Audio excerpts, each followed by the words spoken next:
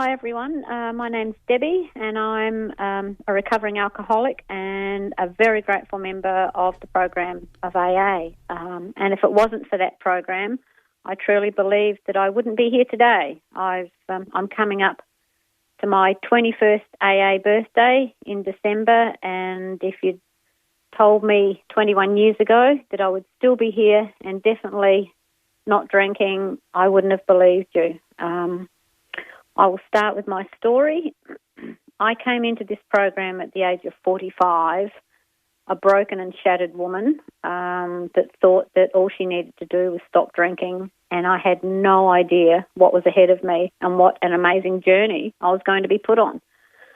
I started drinking in my early teens and didn't understand why I turned into that person at such a young age that I really actually hated. I could see people drinking around me at an early age thinking, why were they doing that? But I picked up a drink very quickly in my teens and suddenly realised that it turned me into the person that I wanted or thought I wanted to be. And I started for a very long time. That journey took me into places where my mask continually changed. And for a while I do believe that the alcohol saved my life. I believe that alcohol stopped all those fears and insecurities that I had no idea I was carrying. And to this day, I can still scratch the surface and they're still there. But I have the tools today to deal with that. I was a very insecure child. I didn't come from, I thought, an alcoholic family. My parents, my dad drank, but not to excess. We had special occasions where relatives drank.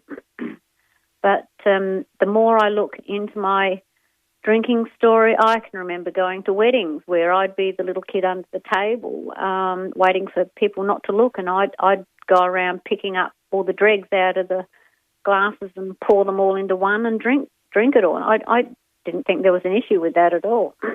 You know, Dad used to give us shandies when we were kids and stuff like that, and I used to love the taste. I used to really love the taste, and I was a kid that had to excel at everything, otherwise I wouldn't attempt anything.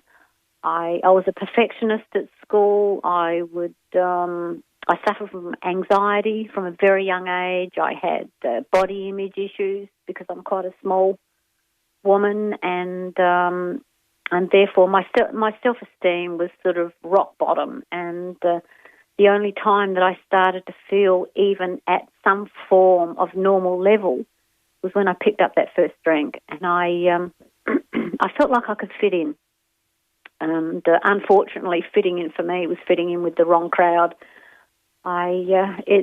Drink took me from a very young age, even into my jobs. I was around people that were a lot older than me, and I was first surrounded by the entertainment business, and that introduced me to a lot of very interesting people, to say the least, and I tried to be one of them at a very young age, and of course that involved drinking.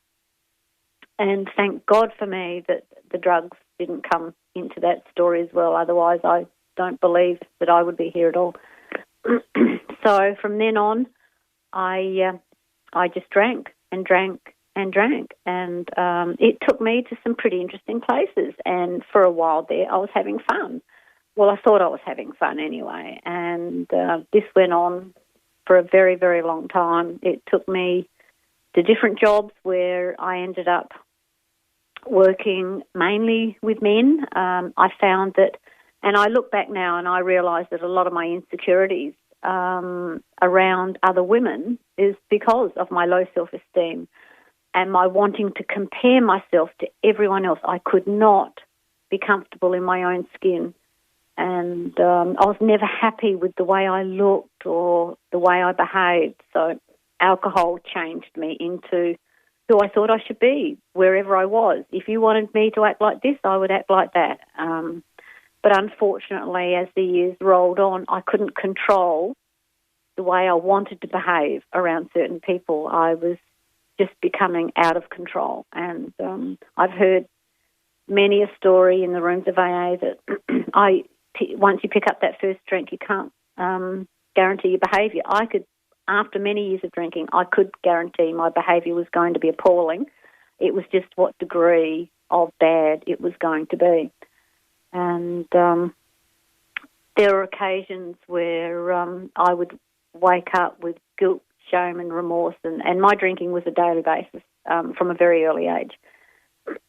And it got me, my drink driving was absolutely shocking. I did have an accident at the age of 19 where it was fatal.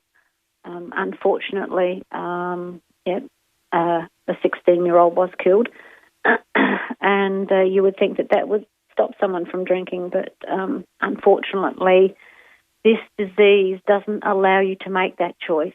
I had no choice, and I didn't understand that, and everyone on the sidelines could not understand why I was on this road to self-destruction. I was a train wreck, and members of my family and so-called friends at the time saw little snippets of my drinking, and that was bad enough. No one really had the opportunity to put my whole picture, my whole life story of drinking together, thank God, at the time. People tried to help me along the way, but I managed to gravitate towards people who drank like me, and which led me to some pretty seedy places with some pretty seedy people, and I got myself into some seriously dangerous situations. I lost days at a time where I would wake up in places where I had no idea where I was or what had happened to me. And there were other times where, when things were happening to me, I wasn't in any position, particularly physically, to get myself out of those positions. So I live with all that trauma as well. But life went on, and I thought that if I changed by just getting married, that would help. But I always didn't realise how sick I was with this disease. And I ended up, in my first marriage, marrying another drinker, not an alcoholic, but he enabled me to drink. And I understand that today. He tried to help me by going out and making sure that I had enough drink at home so that I wouldn't go out. And particularly after I had my daughter, that I wouldn't leave her home in the cot by herself. But that didn't stop me. And to this day, I think of some of the things that happened while I was a young mum. And I would leave my daughter home, and I would go out and get that next drink. And I was already drunk before I went out. And this is what an alcoholic does. An alcoholic gets drunk to go out, not the other way around. A social drinker goes out to get drunk. But not me. Not me. I had to have that drink. I had to have that drink to feel some form of normality. And life went on, and life was terrible. And that marriage ended, and I still drank. And, life just got worse. I truly just wanted to live a single life and to be left alone, but had this massive bag of responsibility, including, husband, child, mortgage, everything that went along with it. I did my best. I tried to put on that double face, live a double life. But life was catching up with me, and the lies and the deceit were catching up with me. People were catching me out where I'd been, who I'd been with, and I just denied everything. I knew I had an issue with alcohol, but that wasn't what I wanted. I didn't want to stop drinking. I just wanted the problems to go away. I just wanted everyone to just leave me alone and let me get on with it. And as life went on, my drink driving got worse and worse and worse. And unfortunately, I had a daughter who was starting to witness all of my bad behaviour, and to this day, she carries a lot of those scars with her. I know that today, and I have made my amends through this program, but there are some things that you carry with you, particularly as a mother, that, it takes a long time for you to put the whip away and to stop beating yourself up about your behaviour as an alcoholic. This is a disease. We have an allergy and an obsession.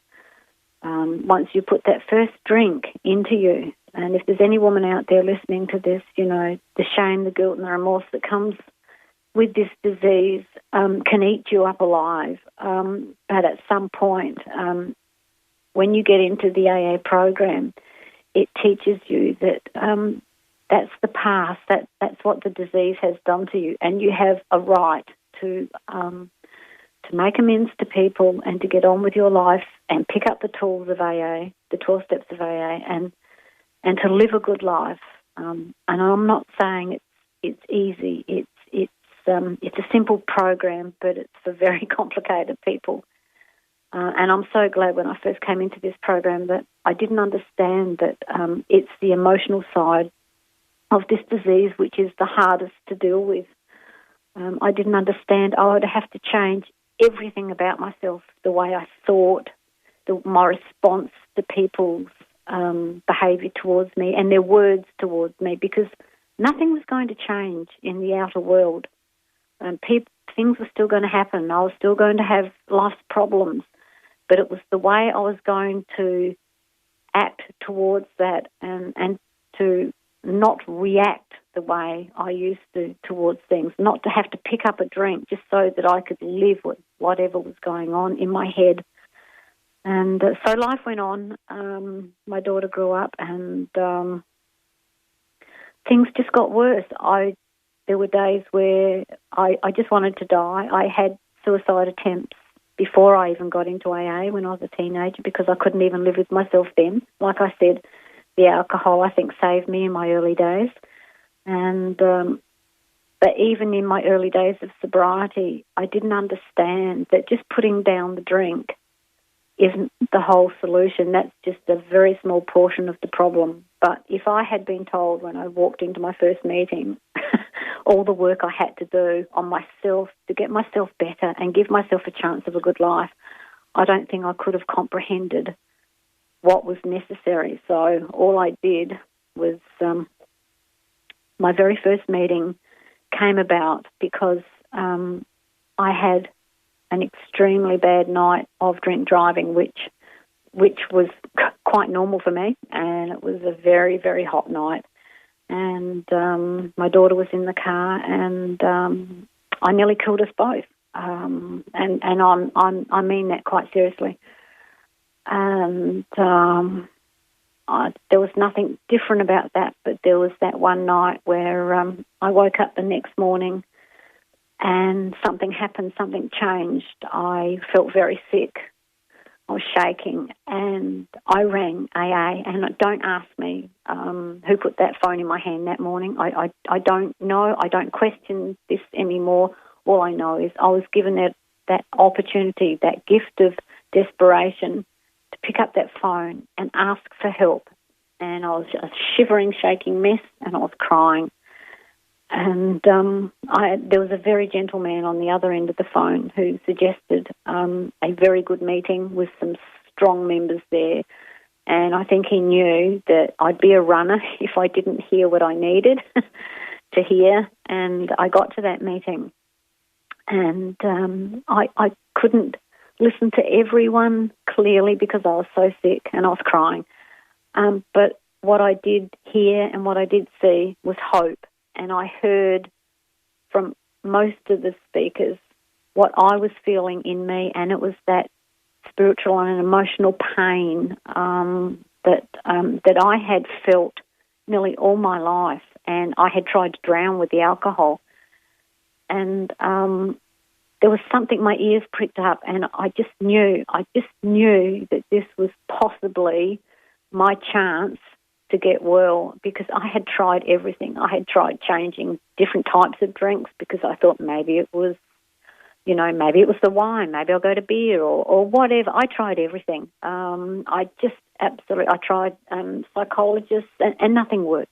Nothing worked. I didn't understand that this disease had me by the throat, and it was either going to kill me or I needed to do something about it. And I knew that I couldn't do it by myself. I tried for years to stop, and I couldn't get past a day. I just couldn't. I mean, even when I had hospital stays, I used to sneak booze in.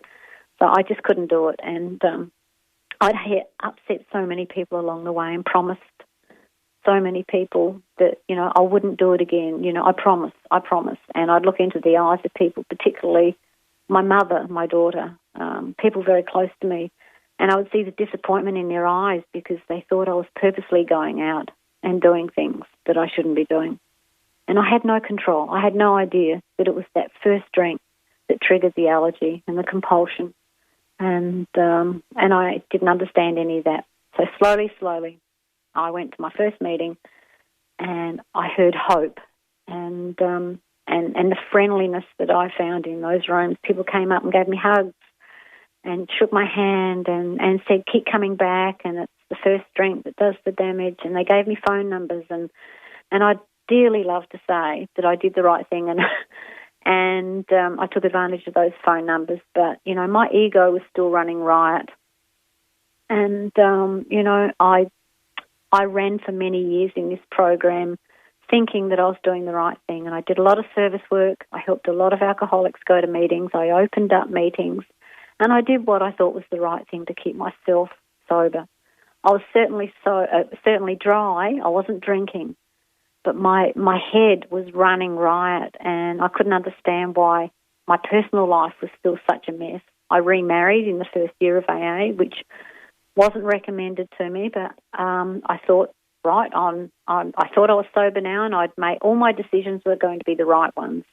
And unfortunately, that marriage was probably the worst thing I ever did. But, that was a lesson I needed to learn. This program is not a race, and I'm coming up to 21 years now, and it took me at least 15 years to understand that I had to start to work on myself to become emotionally sober.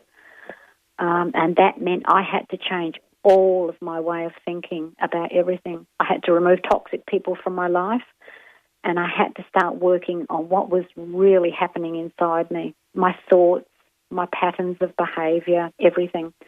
And this has been a long journey for me, but with the help of people in this program and the steps in AA, I'm slowly getting there.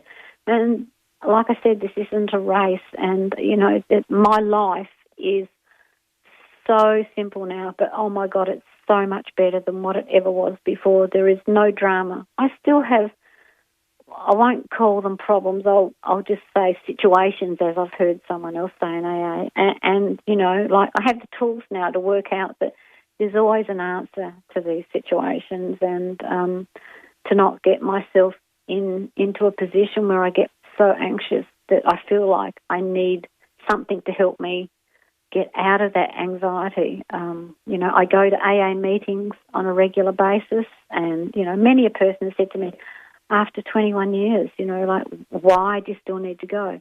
I need to go because I will always be an alcoholic. I have the disease of alcoholism, and the alcohol part of alcoholism is in the bottle, and the isms are in me, and I need to work on those on a daily basis, because if my thinking is not right, my old behaviours can come back, but I understand now when that's happening, and I pick myself up very quickly on that, and I work out, what's wrong with me, if there's something wrong with me, or if I'm looking at someone else and blaming them, and there's something deep inside of me that's hurting, or I need to look at myself. But anyone out there that's listening, AA, I know for this alcoholic was my last stop on that train track. I had nowhere else to go. I know that I don't know if there's another drink in me. I don't want to go out there and find out. I've seen people come and go in AA, and I know people struggle. Only a small percentage of us get in, and then even a small percentage stay. But my God, what a gift it is if you're one of those few that come in to start with. I think we are some of the bravest people on this planet to actually step through that door and admit and accept that you're an alcoholic. That's the beginning of your journey to a wonderful life. It doesn't have to be all glitter and sparkles, but my God, you can have just the most amazing life by just knowing that you are doing something that is so not natural for an alcoholic to do, and that's to not pick up a drink. And I've been doing that now for so long, but I have to be vigilant. I have to be very vigilant. My thinking can take me straight back there if I allow it. My old misery is back there for me if I want it, and it's a progressive disease, and I don't want to be that person anymore. I need to still remember what happened. I don't dwell on it, but I certain, and that's why I go to meetings. I go to meetings to help newcomers and also to remind myself of where I came from. But I live in the hope now. I live in recovery. I live in the good life, and the AA program has given me that, and it's given me so much more. I have my daughter back in my life now, and that is the biggest gift I've been given. And it's just, I can't recommend this program highly enough to anyone out there that is struggling. Just give it a shot. Just reach out, because the hand of AA is always there for the suffering alcoholic. And thank God for those people on that Friday night, that they were there for me, because if that door had been shut that night and I'd rocked up into that car park and it was dark and no one was there, I can't guarantee I would have tried another night. I truly believe that something gave me that opportunity that night, and I was so far down the scale that the gift of desperation was given to me, and I needed that, and I was ready. I was ready for the picking, and what a journey! What a journey it's been.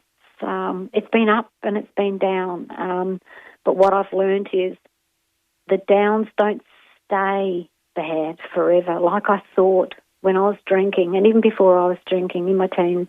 I always used to think that, if I was really down and things were bad in my life, that's how it was going to be forever. And I've learnt now, things come and things go, and it's only a day at a time, and you can start your day any time, things go bad, you just think, okay, right, I'm going to start my day right from this minute, and yet that positive attitude can come in. And this is what AA gives you. AA gives you the tools to live a really, truly wonderful life. So I think that's about all I've really got to say. All I can say is I am just your garden variety alcoholic. There's nothing special about me. I don't put anyone on a pedestal in AA. We're all in there for exactly the same reason. On the outer, we might look totally different, but I tell you what, on the inside, we're all the same.